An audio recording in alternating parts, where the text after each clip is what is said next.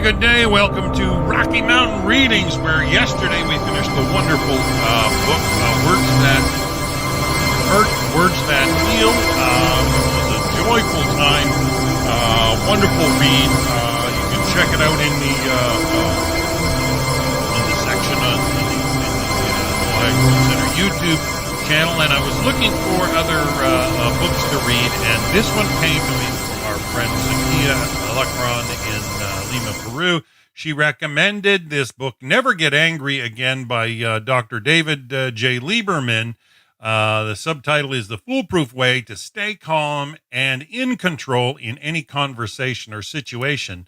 And I'm sure this is going to be an exciting read on the back of the last book. And we hope it's all useful to some of you out there, that it actually gives you food to make the world a better place, in the sense that I think if we can even dissuade or stop one argument, one fight in this world, it's pointing in the right direction. And we hope that you find some stuff in here that actually is useful to you. Let me just read you a couple of reviews on this. Here's one from January 9th, 2018. Dr. Lieberman's insights put things into perspective in a way that really gets you thinking and more eager to bring about change within yourself. As something I've struggled with, Dr. Lieberman uses practical and relatable examples and advice to overcome it. This is a book that I see myself continuously referencing, and a book that I see actually working to help improve my concerns with anger. As one of my favorite psychologists and self-help authors, I highly recommend Dr. Lieberman's books and look forward to his future books as well. Another one here from the same time. He gives it a 5-star review. He says his book is life-changing in the insights it contains. I am a 74-year-old man who has been married for 52 years. I can truly say that David Lieberman's book, Never Get Angry Again, which I believe I was inspired by the Ruach HaKodesh to read and continue to read, probably saved my marriage and possibly even my life. His insights helped me understand for the first time the basis for my anger, and thus gave me a logical, reasonable way to overcome it. The fact that he talks about Hashem, faith, soul, and our true purpose in life also resonated with me in my total life. I will be forever grateful to David for his wonderful book.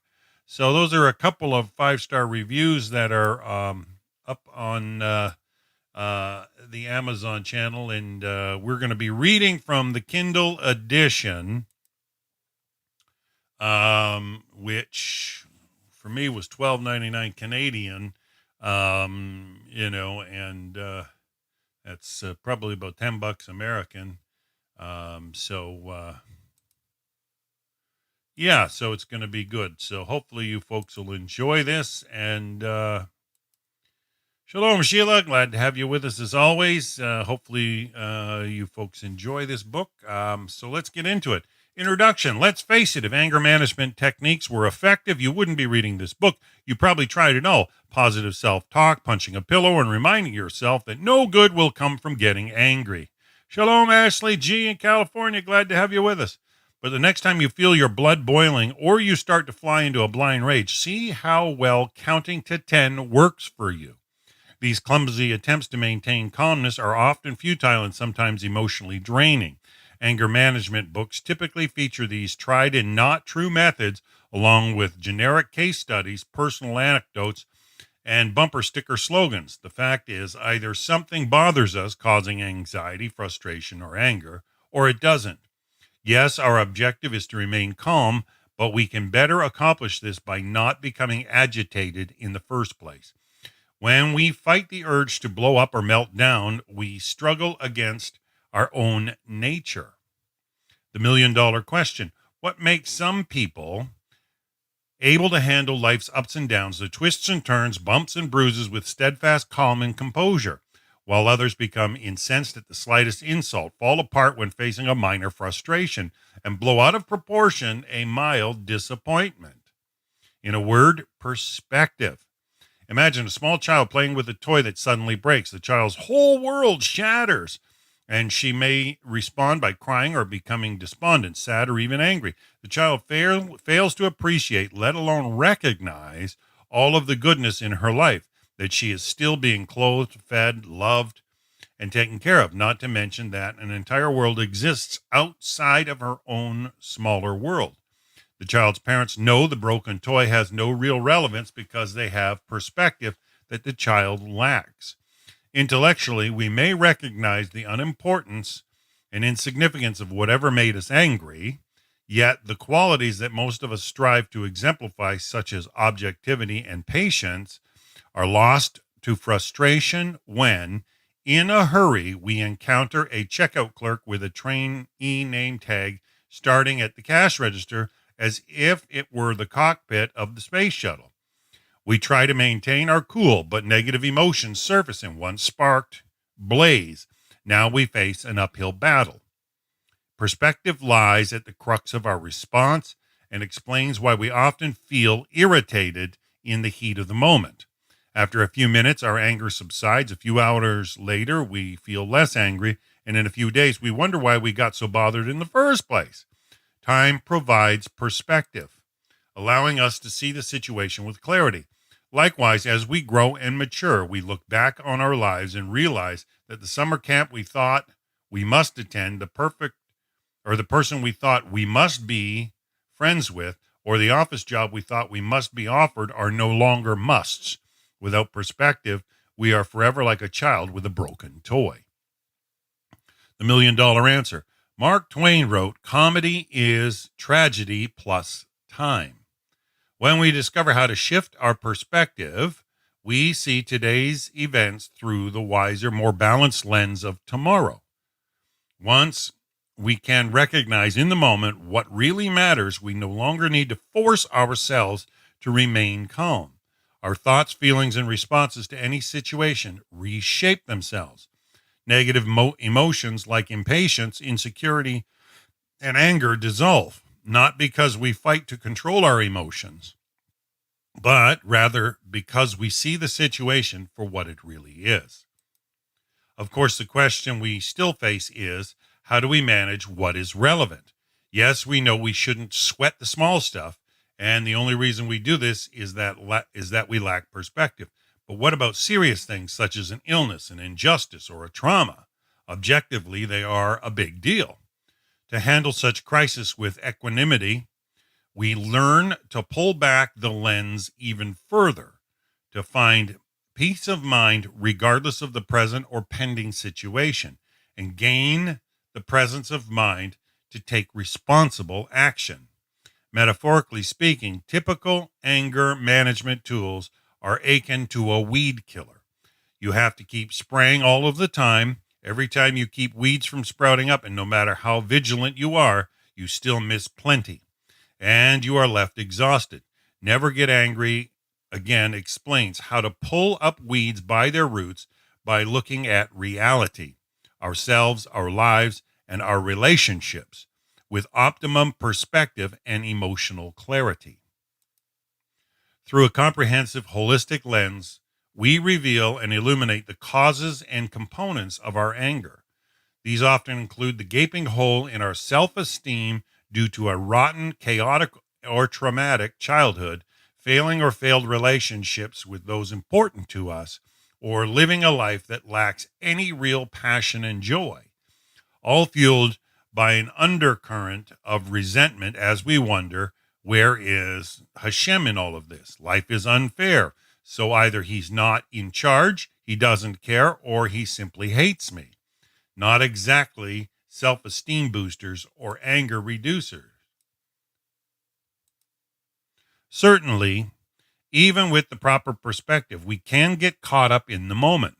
High-intensity situations can provoke us to throw reason and rationale right out the window as our emotions erupt before we even know what's happening.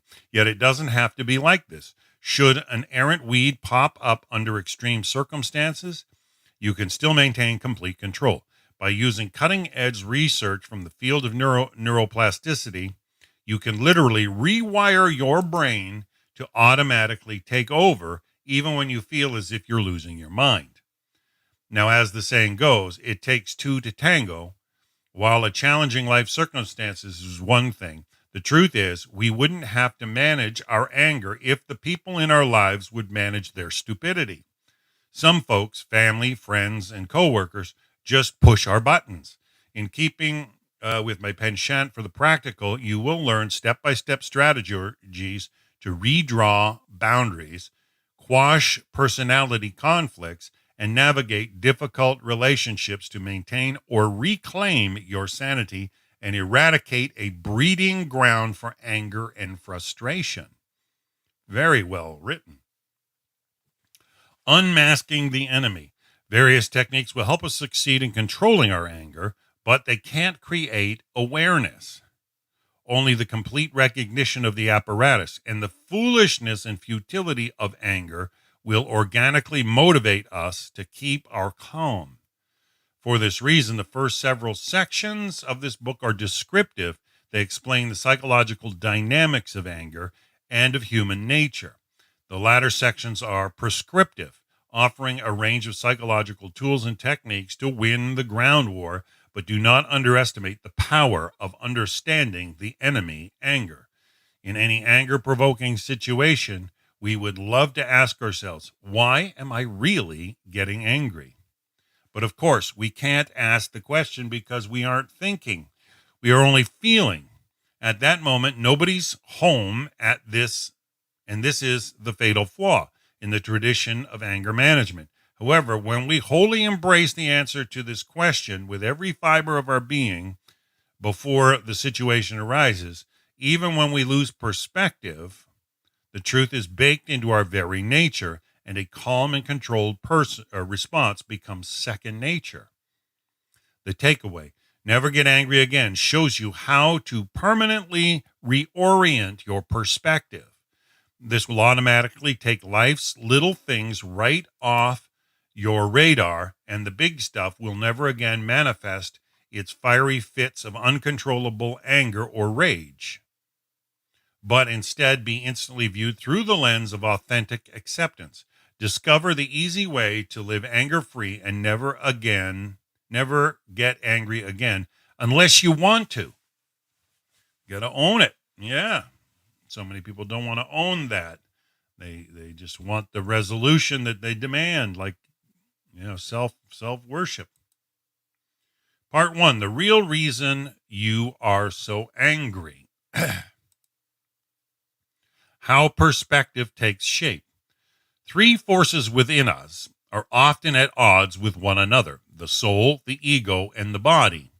In short, the soul seeks to do what is right, the ego wants to be right and see itself as an optimal light, and the body just wants to escape from it all when you make any decision in life. You can choose what feels good, you can choose what makes you look good, and you can choose what is good or right. To do what is good or right, doing what feels comfortable or enjoyable, is a body drive. Excesses of this type are overeating or oversleeping, in effect doing something merely because it feels good.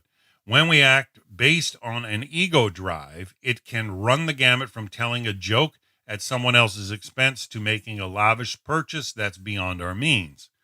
When the ego reigns, we are not drawn to what is good, but to what makes us look good.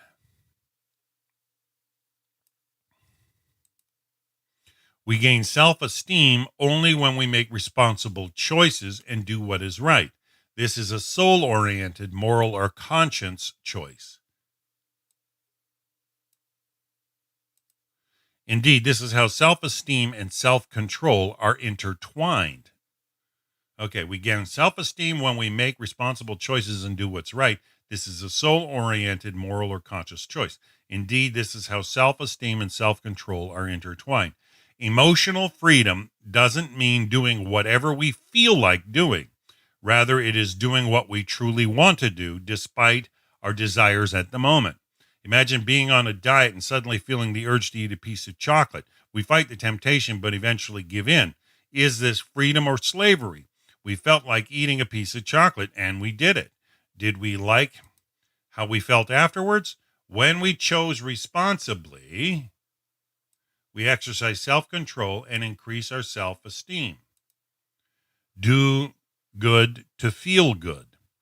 Each time we sacrifice what is responsible because we can't rise above the whims of an impulse or sell ourselves out to win the praise or approval of others, we lose self respect.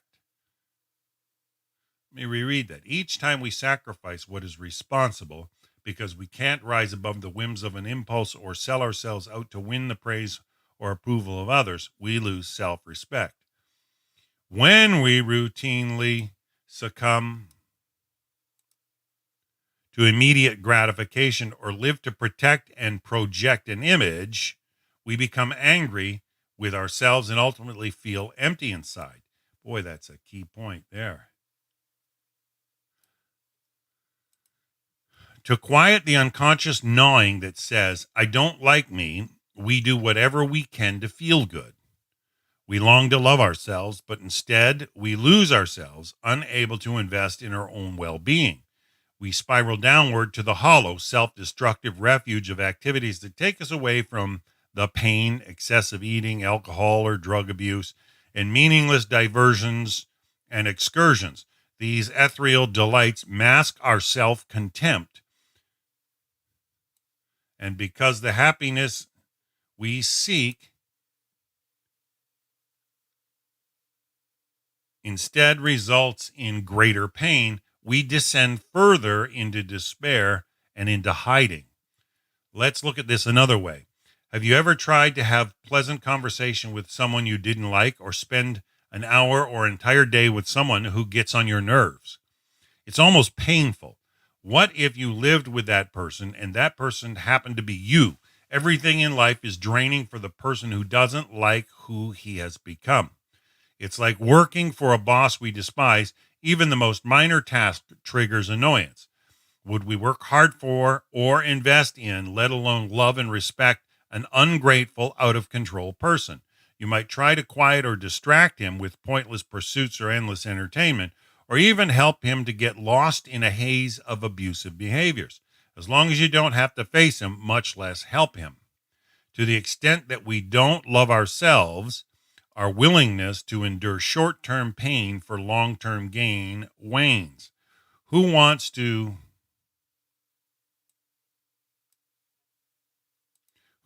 put in effort, enduring heartache and hardship for someone whom they don't even like?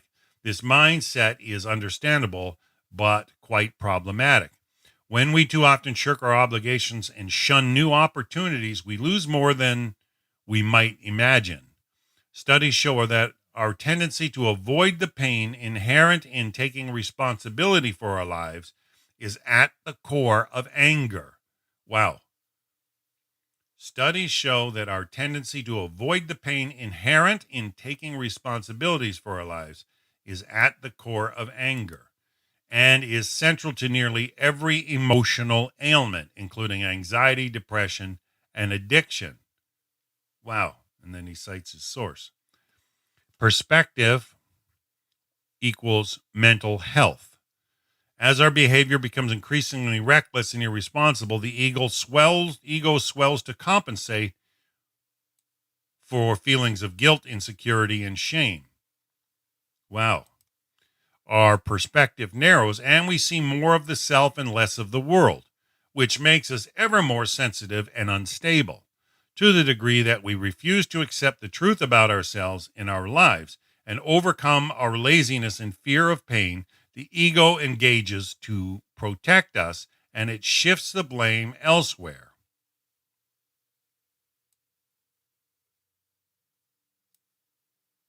Important stuff. In other words, if there is nothing wrong with me, then there must be something wrong with you, or the world is unfair, or people are out to get me. Seedlings of neurosis and paranoia then take root for us to remain unblemished in our own minds. That's a delusion, yeah. We are forced to distort the world around us, and if our grasp on reality is flawed, then our adjustment to life will suffer.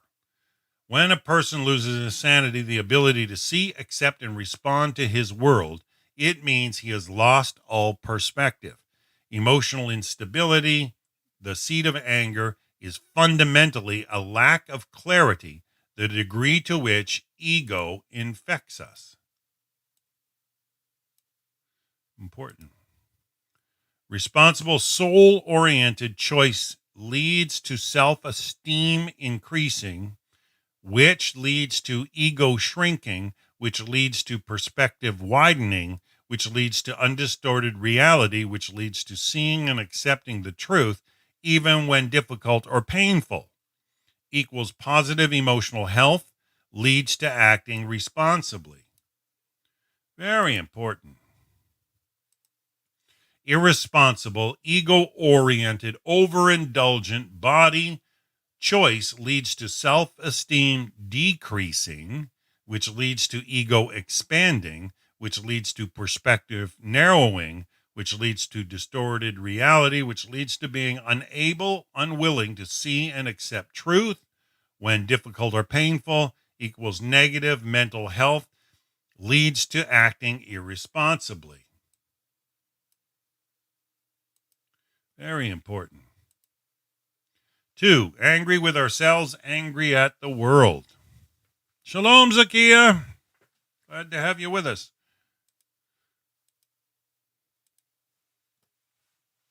None of us want to admit, even to ourselves, that we are selfish or lazy, much less a failure or flawed.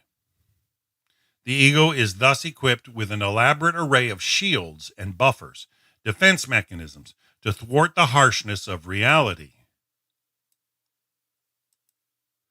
Of course, instead of protecting us, rather than itself, these defense mechanisms lead to increased instability and insecurity.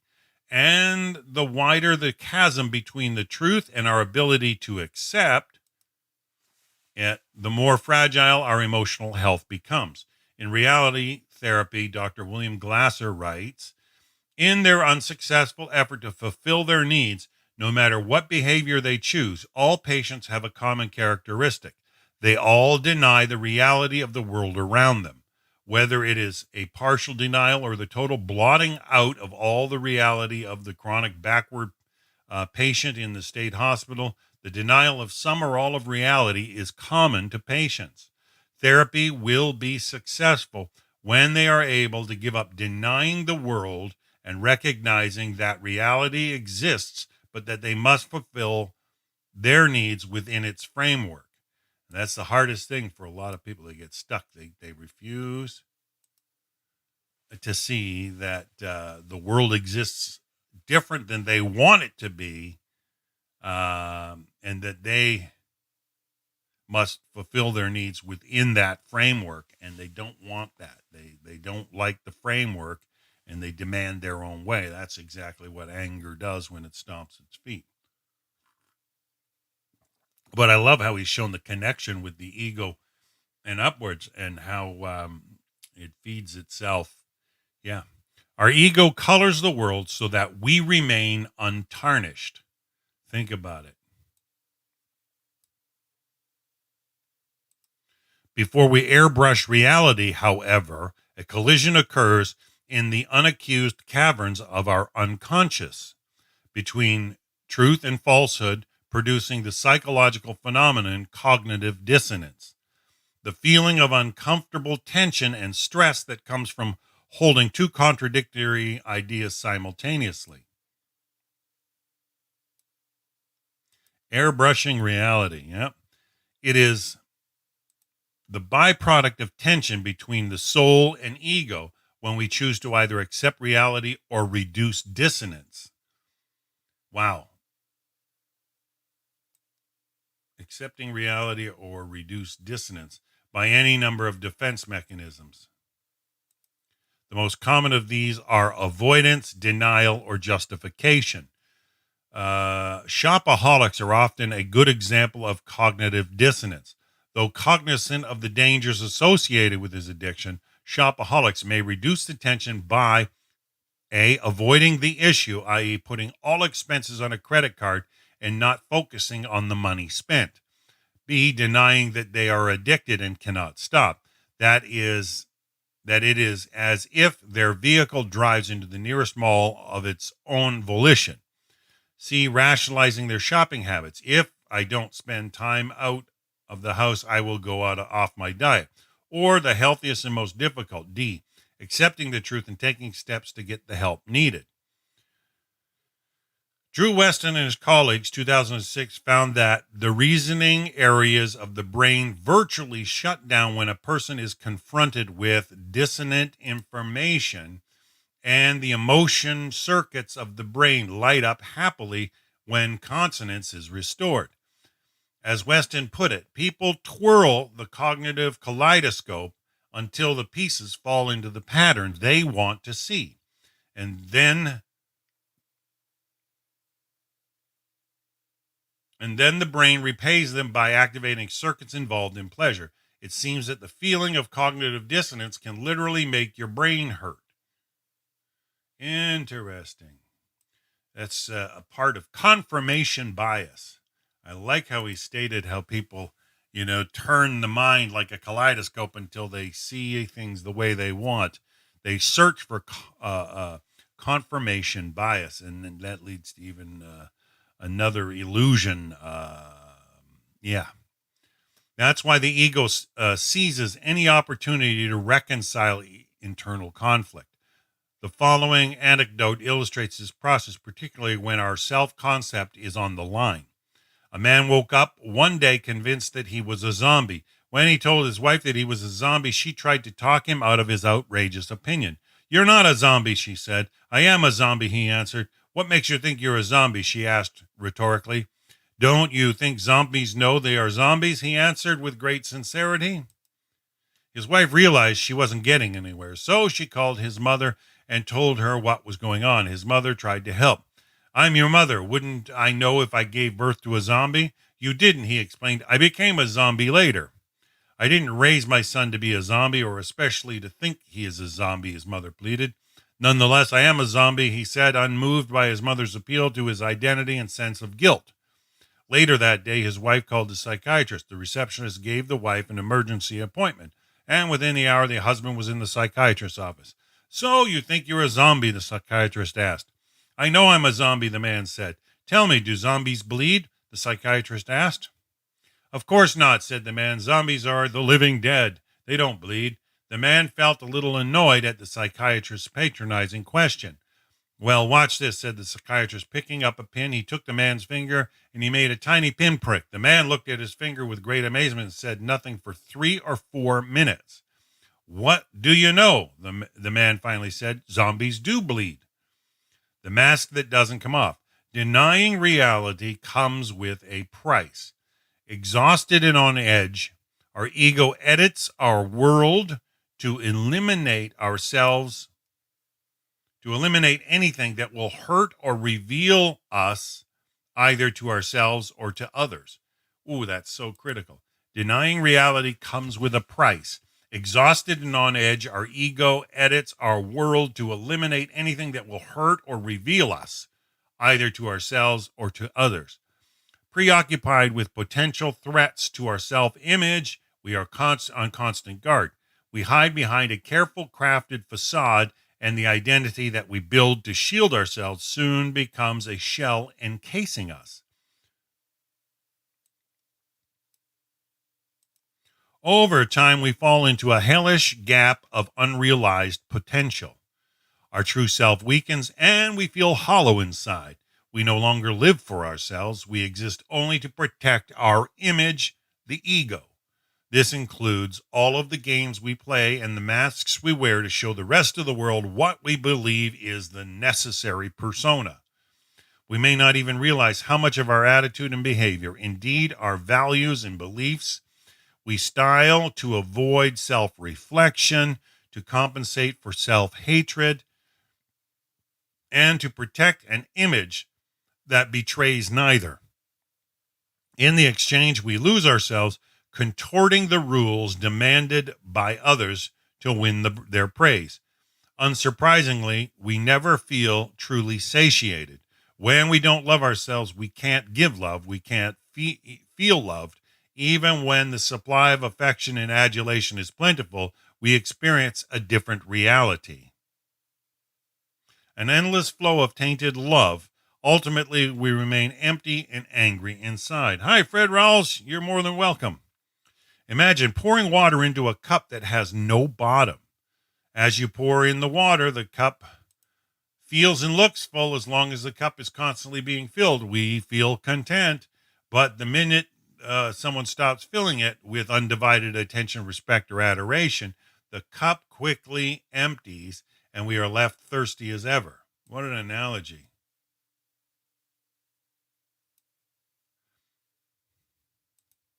A shattered cup will never be full, and our thirst can never be quenched, no matter how much we receive. King Solomon, the wisest of men, wrote, a lacking on the inside can never be satisfied with something from the outside. People who seek self-esteem from external sources can never be truly content. They are the very epitome of a bottomless pit. Yes, I've said this before. And there's only one way to deal with bottomless pits. You got to walk away from them. You can't try and fill them one shovel at a time. They're never going to be full. We are hardwired to love ourselves. But when we can't nourish ourselves through good choices and thus gain self-respect, we turn to the rest of the world to feed us. We make a desperate but futile attempt to convert their love and respect into feelings of self-worth. Our ever-shifting self-image becomes a direct reflection of the world around us. Our mood is raw and vulnerable to every fleeting glance and passing comment. They become oversensitive. We erroneously and frantically believe if they care about me, then maybe I'm worth something, and then maybe I can love me.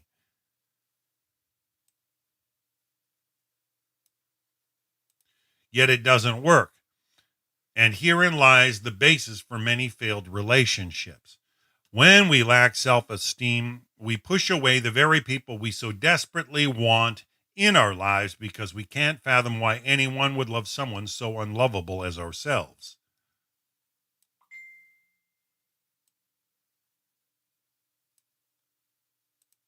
And whatever affection or kindness forces its way through to us, we hardly embrace it. Such overtures don't serve to comfort, but rather to confuse us. And the ego's mandate is clear: reject others before they have a chance to reject us. To compound matters, the less self-control we have, the more desperately we manipulate events and people around us, especially those closest to us, either overtly or passively aggressive. We intuit that self-control fosters self-respect. So when we cannot control ourselves, we need to feel as if we are in control of someone, something, anything to feel a sense of power. The intricacies of which are further detailed in Chapter 4. Low self-esteem can thus trigger a powerful unconscious desire to usurp authority, to overstep bounds, and to mistreat those who care about us. When we don't like who we are, we cannot help but become angry with ourselves. Then we take it out on the world around us and on the people who care most about us. And if you've ever been around people who are rageaholics, you'll see these behavior traits plainly.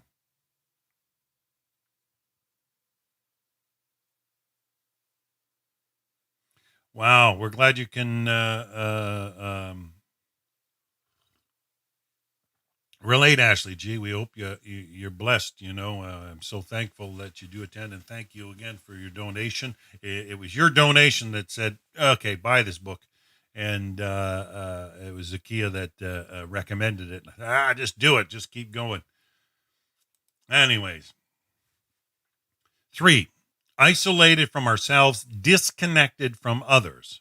For better or worse, our emotional, spiritual, and physical well-being feasts on and fuels the quality of our relationships, past and present.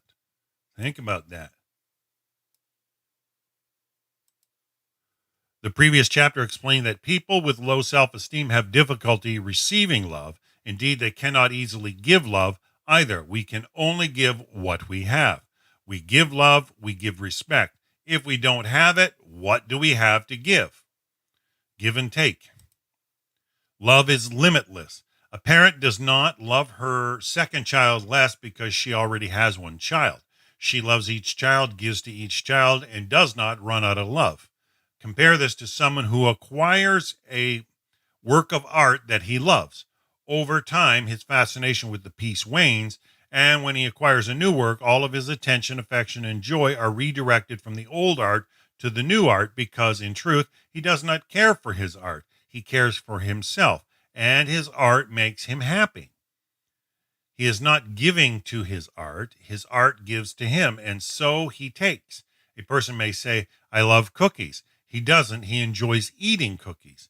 If he truly loved cookies, then he would keep them out of sight and safe. Love is not selfish. Think about it. Moving to a more profound scenario, it should come as no surprise that anger is easily triggered when we focus on our own pain and how difficult life is for us. For instance, when faced with a present or impending loss, the egocentric person grieves less for the other and more for himself.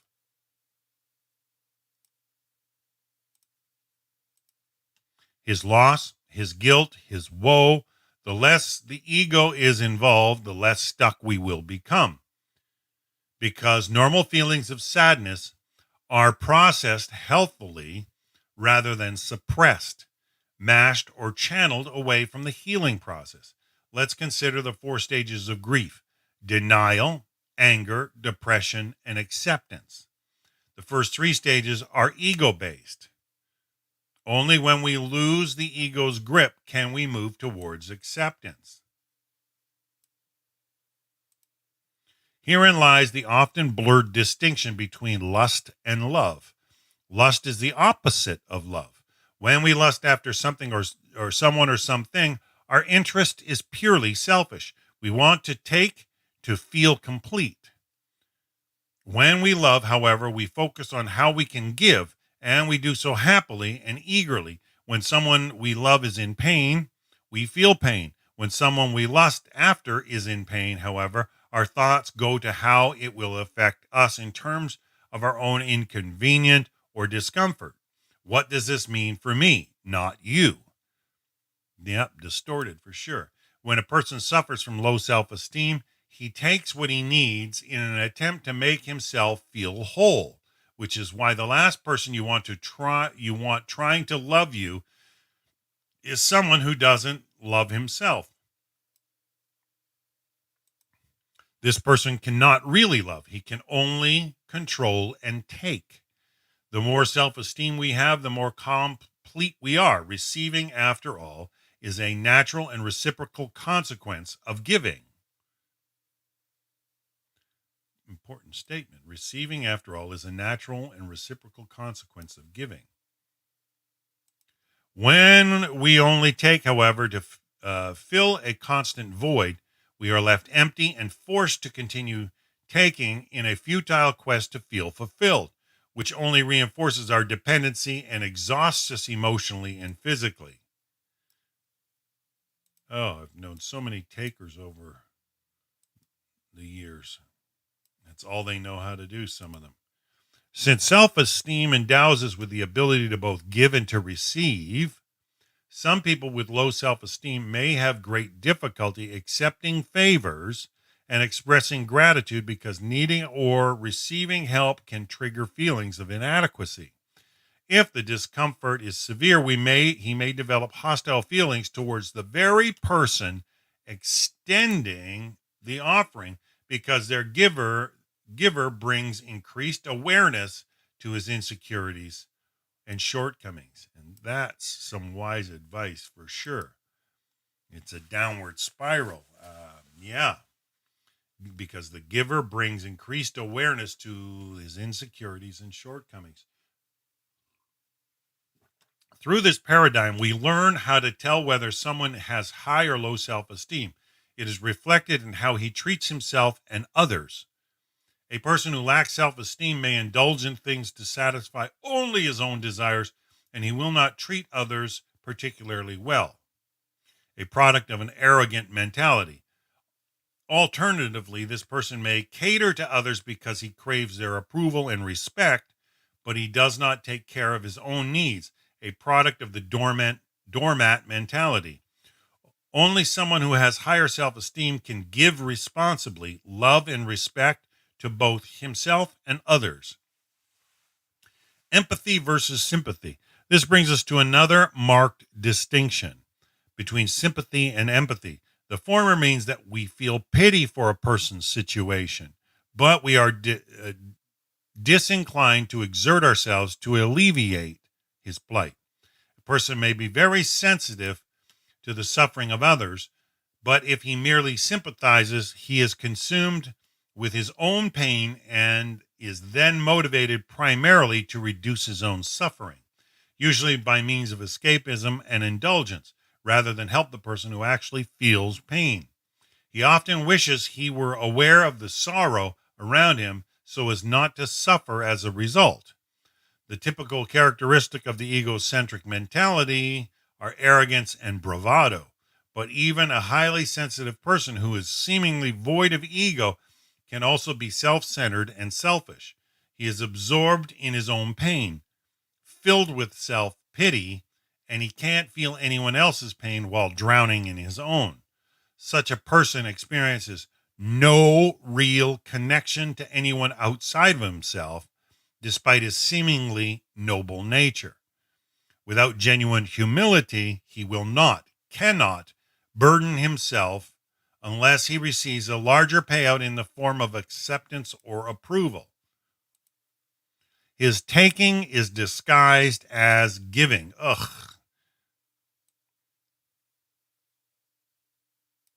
Wow. His fear is dressed up as love. He may also be motivated by the need to assuage feelings of guilt or inadequacy, yet still his aim is to reduce his own suffering, not someone else's. Empathy, by comparison, is the capacity to share another's emotions and feel his pain rather than to merely feel sorry for him. The person with empathy feels grateful for knowing about others' troubles because he genuinely wants to alleviate their suffering. Moral development, rather than just moral thinking, is what moves a person to altruistic behavior. In fact, sociopaths have been shown to possess excellent moral reasoning but feel no need to act befittingly. This requires empathy. Parenthetically, the ease with which we rise above our own problems and shift attention to the welfare of another is a reliable marker of emotional health. While we all are, to some extent, self-absorbed, particularly when we struggle with personal challenges, the intensity and duration are revealing. Almost anyone can be warm, kind, and generous when he is in a positive mood. However, a true indicator of emotional health is when a person can respond to the needs of another with care and patience, even while in a low emotional state or under physical distress. Important. A person who is not self-centered feels humility and a connection to others. The wall of I am me and he is broken down, and where there is no ego, there is connection, a bond. For this reason, we naturally feel empathy more easily for children, the elderly, the sick, or even animals, because we see either their vulnerability via their ego-free appearance. They look the part. We experience this in our own lives in different ways, to different degrees. A person bangs into us on a busy street and we turn around annoyed, only to find that he's blind or otherwise handicapped and is simply trying to get past us. We see his limitation. We feel for him. Our heart goes out to him and our anger dissipates. Or maybe a coworker spills coffee on your desk and dashes away. You're about to walk into her office and pounce, only to learn that her child is sick in the hospital. Anger cannot exist where there is no separation, no I to get in the way. But when we are self focused, the ego cuts the cord. Think about it. Yeah, fundamentally, anger is a disconnection to avoid pain, to inflict pain. Anger fundamentally is a disconnection to avoid pain and to inflict pain. Think about it. To be a part of someone's life, we need to create a space for that person. If one is too self absorbed, there is no room for anyone else. And such a person is trapped in the tomb of his own suffering because his capacity to connect with others is strained, if not altogether severed.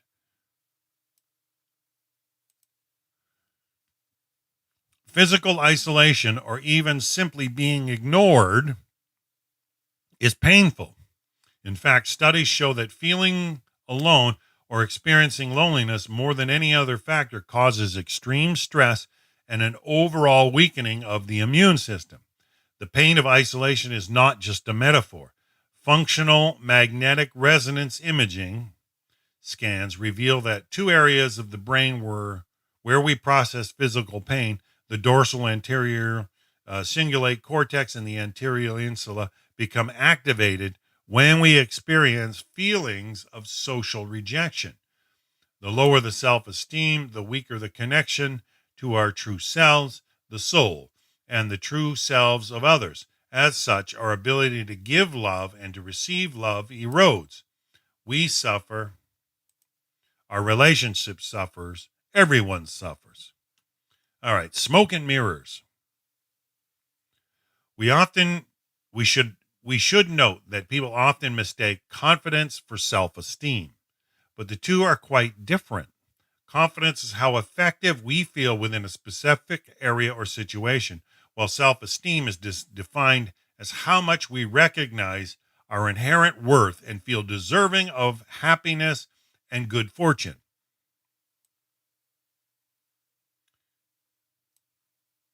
I like those definitions. Confidence is how effective we feel within a specific area or situation, while self esteem is defined as how much we recognize our inherent worth and feel deserving of happiness and good fortune. And that's you all need to have that feeling that you deserve happiness and good fortune out there, folks. Self esteem is shaped by the quality of our choices rather than by the assets at our disposal. A person who attempts to fortify his self image by taking pride in a specific trait may exhibit signs of high self esteem to the untrained eye, but in fact, such an individual often suffers from low self esteem because all he has is an inflated ego. See the difference? Probably psychological textbook material, but in reality, what goes on in the mix out here, it's some of the ways the souls out there are tainted and stained and creating mayhem. And if you can understand how to work with it and be effective just in yourself, you can make the world a better place. When a person suffers from low self-esteem, it doesn't matter how accomplished he appears. He depends on everyone and everything to boost his faltering self-image. The research is clear. A person's inflated sense of self does not derive from self-esteem, but from self-loathing. Don't fall into the trap of believing that a person with an inflated ego likes himself. Ego and self-esteem are inversely related. No matter how much a person appears to be happy with himself, if he is egocentric, that person suffers with feelings of inferiority. This statement is not conjecture, but a law of human nature. It is a psychological math. Wow. What a way to put it. Chapter 4, step right up and choose your reality. I remember doing a series with Rabbi Chaim Goldberg, Freedom to Choose Your Destiny. And he really hit home about the power of your ability, God given ability to make the decision to live a better life and be the best you and to make the world a better place. I just thought it was a joyful series. Each circumstance we encounter is like a blank book until we write the script with our thoughts. For instance, when someone acts rudely toward us, it doesn't mean anything. This person's words or deeds cause us to feel bad about ourselves because of our self image. What does his opinion really have to do with our self worth? Nothing, but that's just what the ego does. It makes everything about us. So, see the deception. The greater our self esteem, the less quick we are to take offense, because when we love ourselves, we don't assume that someone's actions mean he doesn't respect us. And B, even if we do come to that conclusion, we aren't angered because we don't need his respect in order to respect ourselves. Keep that in mind. We often unconsciously evaluate a situation to determine how personally we should take it and thus how offended we should feel. For example, a car cuts us off the road and we are curious to see what the driver looks like. Why? Based on the driver's appearance, we try to determine if the action was deliberate. An elderly man wearing a gray fedora and driving a 1983 Oldsmobile would not enrage us as much as a young man smoking a cigarette with music blaring from his car open windows. Most of us would assume that the older gentleman simply didn't see our car while the young man did it on purpose because he doesn't respect us and doesn't care. Do you appreciate the absurdity of this? See, it's the way we start to look at it rather than what it actually is. We get cut off on the road and then we speed up to see what the offending driver looks like so we can decide how angry we should become.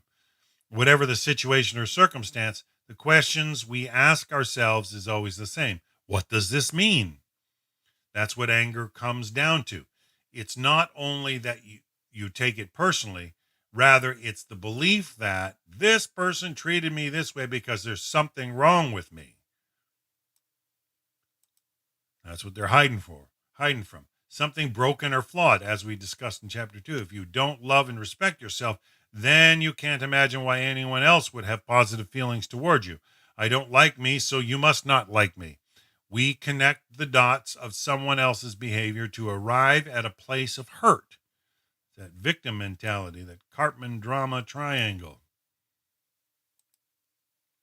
We assume that the person has treated us this way because they know the truth. This frightful thought makes us question our self-worth. Maybe I deserve this.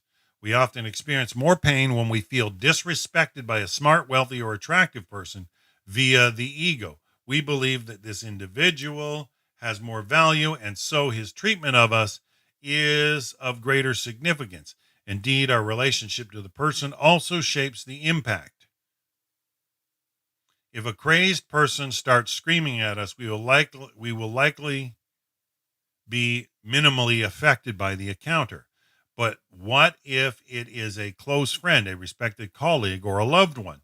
Why are we more inclined to feel hurt and prone to become angry? Because this person knows us inside and out, the good, the bad, and the ugly. This can cause us to more easily question our self-worth. This person really knows me. Maybe there's something to it. The flaw in this thinking is a corrupted correlation between a person's knowledge of us and his treatment of us. Just because someone knows you well, it doesn't make him healthy. If a person has 100% self-esteem, speaking theoretically, he would approach the entire world with love and respect. When conversing with a rude person, for example, he would be filled with empathy. His singular thought would be, how much pain must this person be in to treat someone as wonderful as me so poorly? Again, we can only give what we have. We give love. We give respect. How someone behaves towards you is a reflection of his own feelings of self-worth and has nothing to do with your intrinsic worth. unless the ego, you, meaning your ego, decide to make it about you. Very important. Likewise, when you're in a good mood, brimming with transitory feelings of confidence and control, does it mean that others are suddenly worthier of your respect and kindness? No one has changed but you. As soon as mood sours, we become emotionally stingy and give respect to those we need. We are not really giving anything, though, but rather taking or masquerading as giving. And this is such a wicked practice. Most people don't realize why they're doing it, or they're even doing it at all. And when they're masquerading, they're taking, but masquerading it as giving. It's not me, it's you. In the previous chapter, we explained that when we know a person's limitations, animosity is diffused because once we see their vulnerability and fragility, we don't make his problem our problem. And while the more arrogant a person appears to be on the outside, the more weak and helpless he feels on the inside. It is we who determine whether we will see beyond the facade. Once our ego is deployed, we become fearful. The knee-jerk conclusion is, how dare he? And the fuse is lit. If, however, we are primed to observe the basis for his behavior, his feelings of inadequacy and insecurity, then we remain anger-free. If not filled with empathy, then at least with pity. As long as we are alert to the pain of the other person, the entire interaction is automatically reframed, and we will not feel pain because we will not be in pain. But the moment we become self-focused, we will draw the inevitable conclusion that this treatment is because we are less rather than he feels less. And that's scary. That's painful. It's not the situation that determines how you feel, but the meaning that we attach to it. And that meaning is always based on one thing: how we feel about ourselves. There is an event and an emotional response, but in between those, an intellectual process where we assign a meaning to what is happening. The instant you choose to take it personally, yes, it's a choice. You'll be fighting against your own nature. And this is how the Yetzer Hara gets the better of us in certain situations. Imagine that you're at a party and someone starts screaming at you for being a lying no good thief and hurls a string of accusations at you. The music stops and the crowd stares. You're feeling mortified until he calls you by the wrong name, realizing that this is a case of mistaken identity and everyone now knows it. You move from humiliation to relief as your focus shifts from yourself to this poor guy and how embarrassed he's going to be the moment he learns the truth. In all interactions, if your ego is out of the way, then you know that he's got the wrong person. It's not you, unless you make it about you. Think about it. It's not you unless you make it about you. That's why people get angry. They have to make it about them. While it's true that he may see you as less, that doesn't make you less. But if you feel less, then it does make you angry. Wow.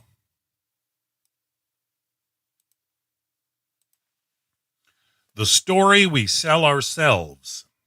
When someone close to us, our spouse, for example, does something we don't like, the behavior itself is one thing, but that is not what drives our anger. Rather, it is the belief that our spouse's behavior means that he or she doesn't love us enough, or really care about us enough, or have enough respect for us. Let's parse out the what from the why to see how our ego so easily leads us astray. If you got upset with your spouse, who then apologized profusely, asked for forgiveness, and then did everything that he could to make it up to you, would you have a harder time maintaining the anger? Understandably, you would still object to the behavior, but should your spouse take full responsibility and convey that his failings are not due to a lack of love or appreciation for you, anger is harder to sustain. The reality has not changed, but the meaning that you assigned to the behavior has. So think about that, folks. The meaning that if you are in a situation where anger is flaring up, you've got to work on what the meaning that is assigned to the behavior is clarified. And this is why we've said all the way back in June when we did the book of Job that indecision, hesitation, and confusion are the dwelling place of demons, right? So when confusion gets in the air, that's where people have assigned things that are not, in fact, factual to a case, and that's where anger can flare up. And how it's a dwelling place of demons. And that changes how you feel about the behavior. Certainly, we can see how this may apply to minor lapses or offenses, but I suspect we can conjure up a scenario or two that might have us fuming mad at the situation itself, ego or no ego. In part 4, we will explore more deeply how to uproot anger, even in the case of a highly significant, even or severe breach of trust. But still, on this subject, let's assume that our spouse does not have respect for us. Fine. Again, we ask ourselves a single question. What does this mean? It may mean that our spouse lacks self-esteem and thus cannot effectively give and receive love and respect. It may mean that we have to look in the mirror at our own conduct and ask ourselves, have I been kind and loving to my spouse? Has my behavior played a role in his attitude toward me? Whatever conclusion we draw, the one that is never accurate is the ego-based one. I deserve this because there is something wrong with me. Our conduct may have been wrong, but this does not mean that we are bad and undeserving of love and happiness. If we believe this to be true at a conscious level, then we live out our lives in victim mode, for this is the treatment that we deserve. If we harbor this belief unconsciously, then we become enraged at every perceived or genuine lack of respect. Moreover, we will be looking for signs that we are not worthy of love and respect. If we don't find them, we will convince ourselves that we have by reading into things and jumping to conclusions. This is, in fact, at the core of jealous thinking. I am not worthy of you, so you must not be faithful to me. If this is my belief, then I become hyper-tuned into anything that will fortify my position. That's that confirmation bias, fortifying their position. And they don't see it for what it is. And I will see what I need to in order to prove myself right. Confirmation bias. I will connect dots to complete the narrative so that it tells my story. That's how the angry person functions and goes down a terrible path for sure. Anger, the fine print. The intricacies of anger are often simplified to the point of being incomplete. Yes, and I find oversimplification is error. People need to realize the definition of oversimplification is that it is an error. It takes the matter, oversimplifies it to the point of it not being what it once was, and people need to see that it isn't clarification. Oversimplification isn't clarification. It's actual distortion. To say that we become angry because we are scared or in pain is like saying that a lamp works because the light switch is flipped on. True enough, but the underlying connection, electricity, is left out of the equation. Pain in and of itself does not lead to anger. Okay, keep that in mind. Pain in and of itself does not lead to anger. That's so important. Neither does fear. Mountain climbing and crossword puzzles can be grueling and excruciating. A roller coaster or horror movie can be terrifying, and yet these can also be exhilarating and enjoyable. However, an 18-wheeler veering into your lane, your small child running into the street, a careless person banging into you at work, or your boss yelling at you may very well provoke anger. What is the difference in these scenarios? Control. What activates anger is an emotional or physical pain that we cannot control. Fear comes into play because fear itself is emotionally painful, with fear of the unknown, which carries a complete lack of control, having the potential to bring the greatest pain. Opposite sides of the same coin.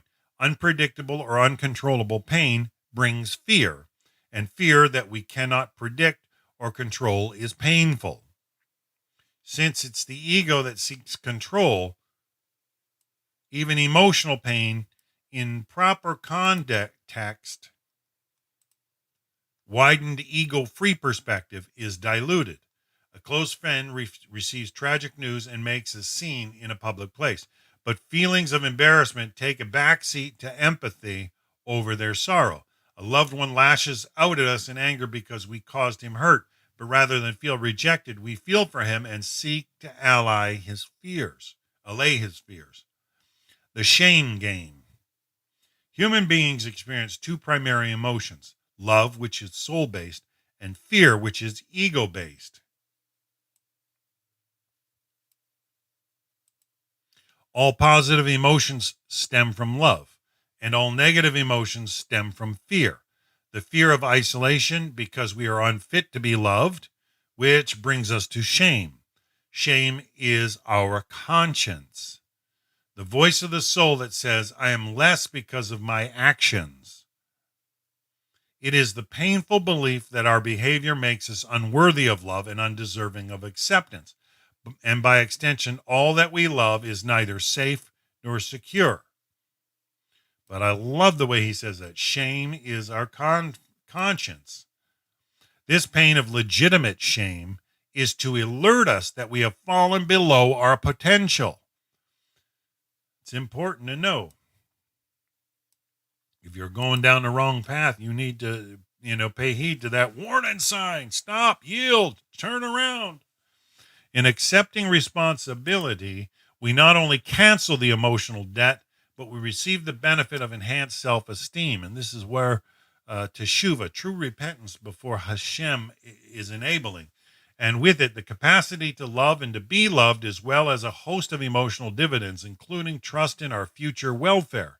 See chapter 11 for elaboration. However, when we are confronted by either circumstances or conscience and deny accountability, we will to varying degrees and levels of consciousness acquire a stain of shame. Forgive me, my phone's, I'm getting all kinds of messages, folks, and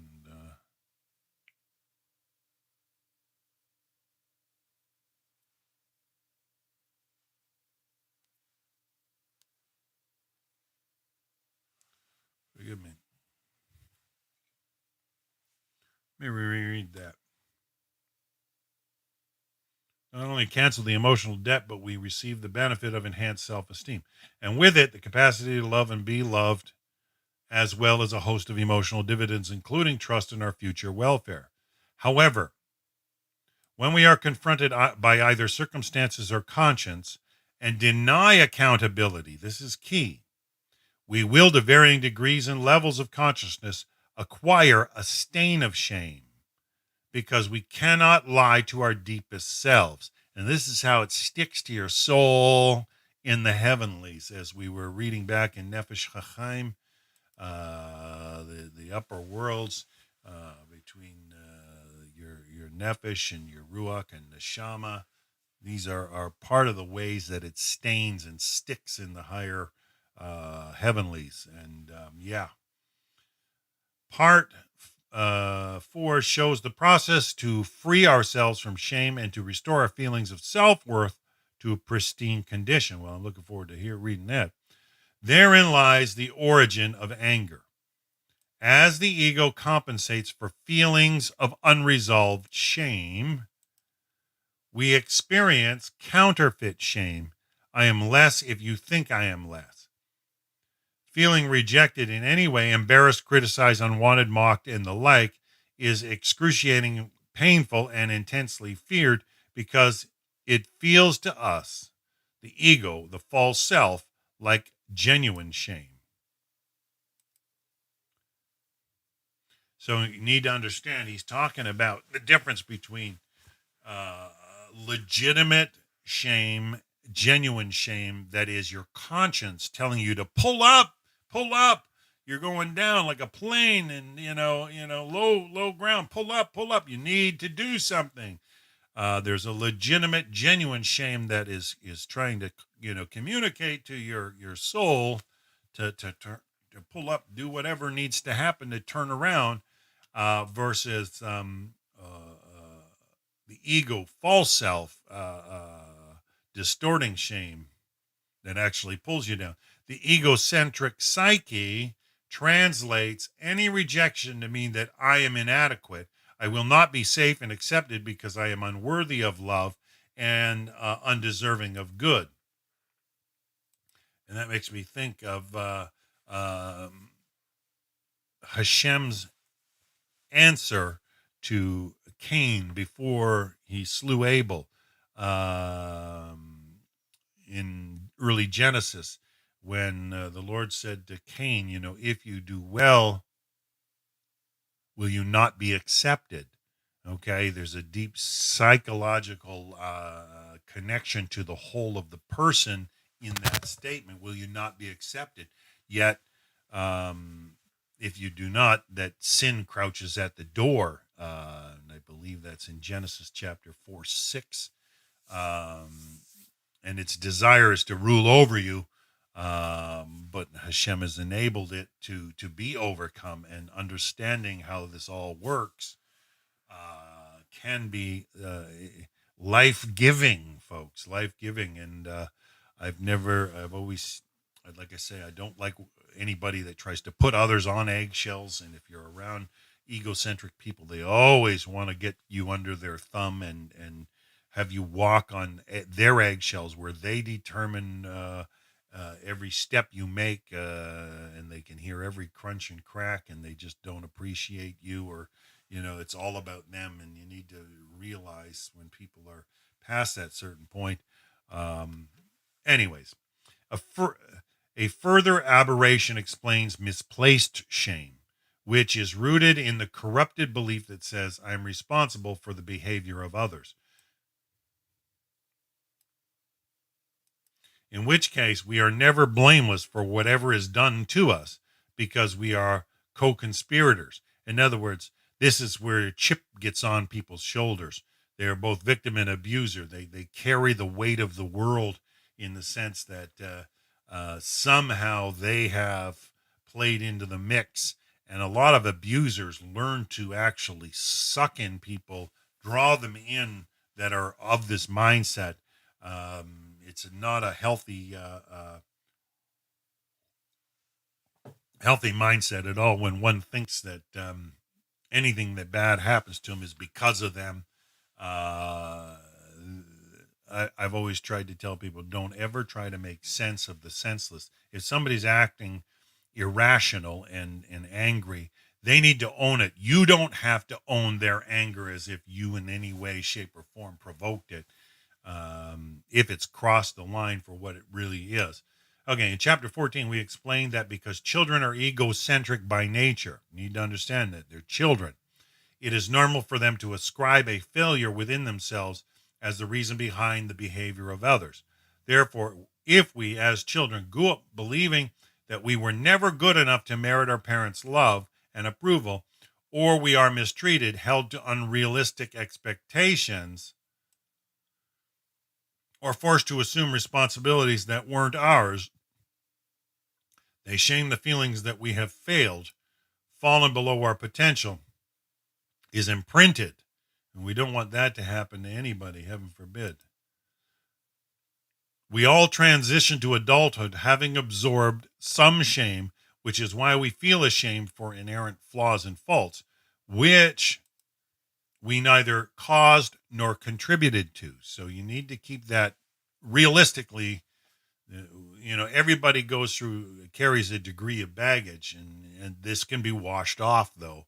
And of course, that we all have, and the more damaging the childhood, the greater the ego and accompanying shame.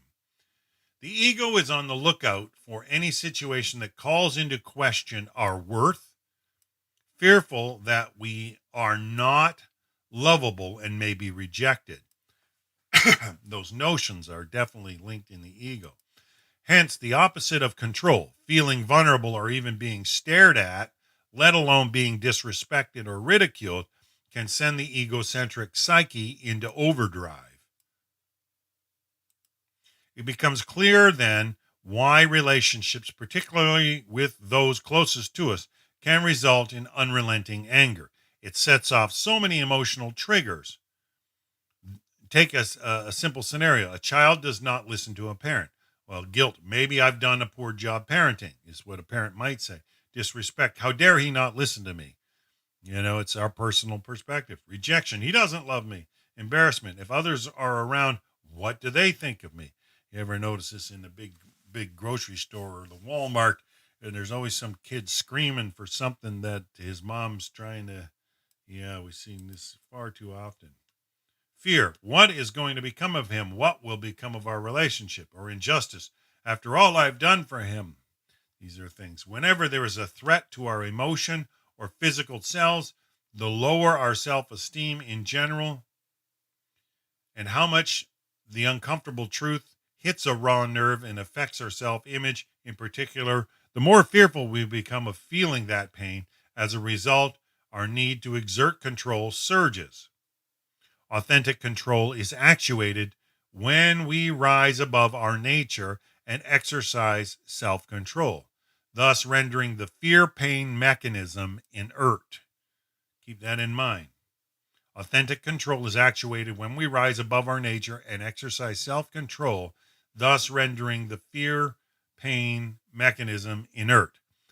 Anger is the illusion of control because physiologically, the release of the neurotransmitter noradrenaline and the hormone adrenaline increases awareness, energy, and strength.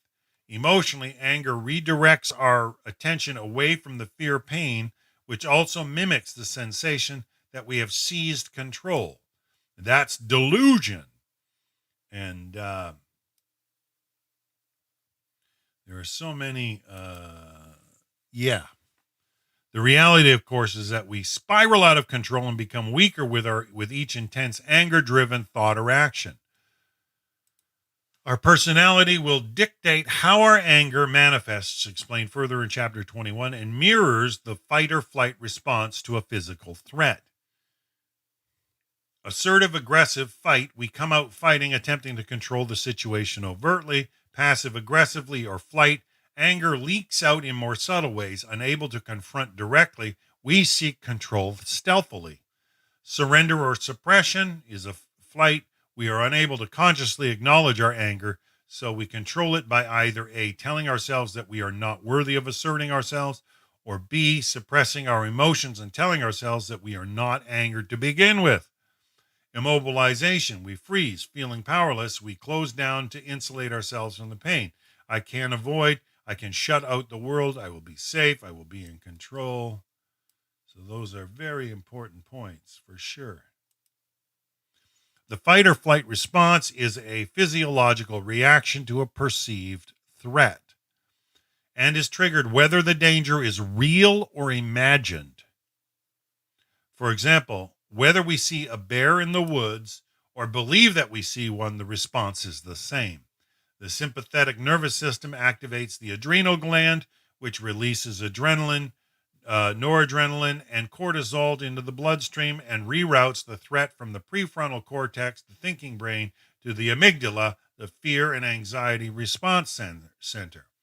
The moment, however, that we realize that there is no bear, the response disengages because the danger no longer exists.